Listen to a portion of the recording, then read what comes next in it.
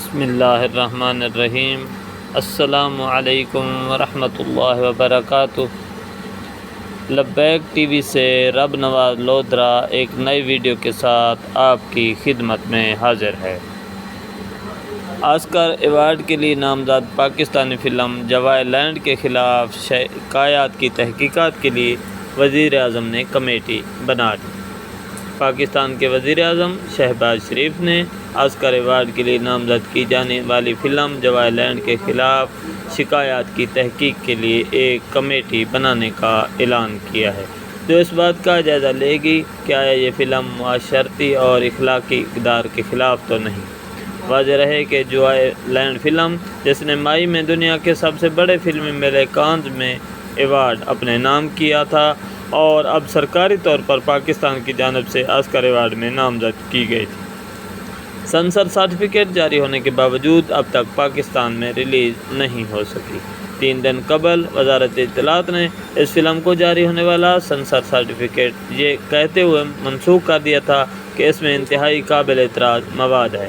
دوسری جانب فلم کے ہدایت کار سائم صادق نے وزارت اطلاعات کے اس اچانک یو ٹرن کو غیر آئینی اور غیر قانونی قرار دیا ہے۔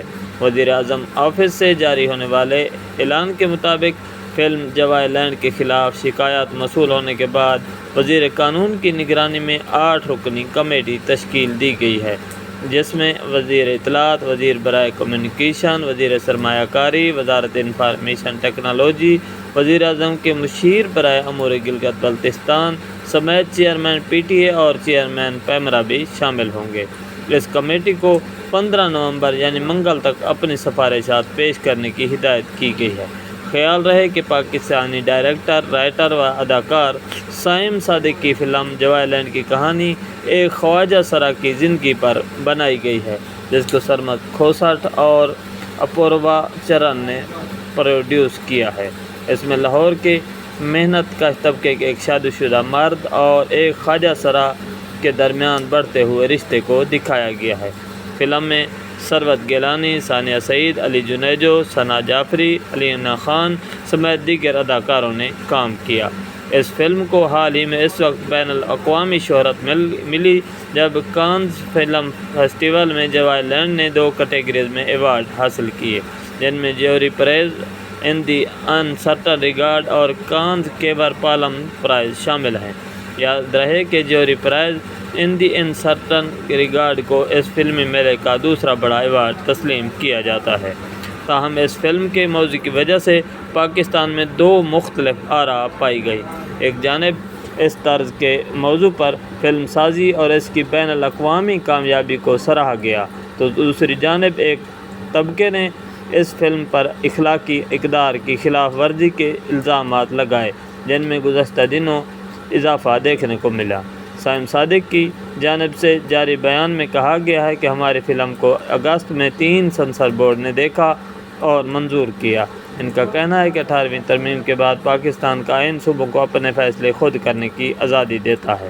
تاہم ان کا کہنا تھا کہ وزارت اطلاعات چند انتہا پسندوں کے دباؤ میں آ گئی ہے، جنہوں نے ابھی تک فلم دیکھی ہی نہیں۔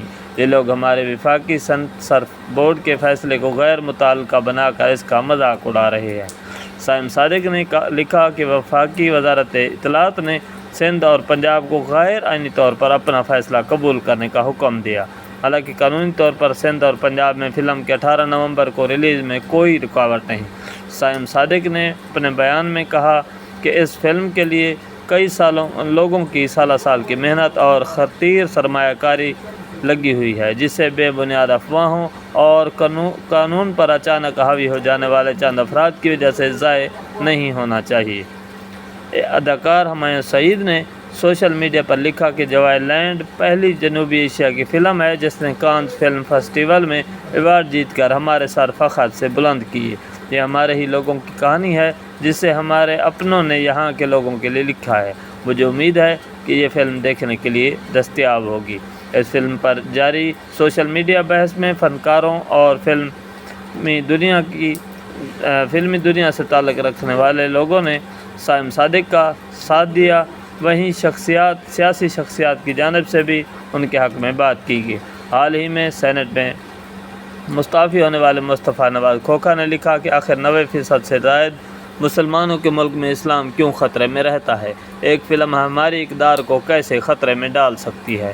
ان کی ٹویٹ پر سابق وفاقی وزیر اطلاعات اور رہنما تحریک انصاف فواد چودھری نے جواب دیا کہ اس طرح کی زیادہ تر کمپین آپس کی بزنس مخاصمت میں ہوتی ہیں۔ ایک پارٹی پیسہ لگاتی ہے تو دوسری کی ریلیز میں دیر ہو جائے، کیونکہ سینما اسکرین محدود ہیں اور زیادہ تر لوگ وہ شامل ہوتے ہیں جنہیں پتہ ہی نہیں ہوگا کہ فلم ہے کیا۔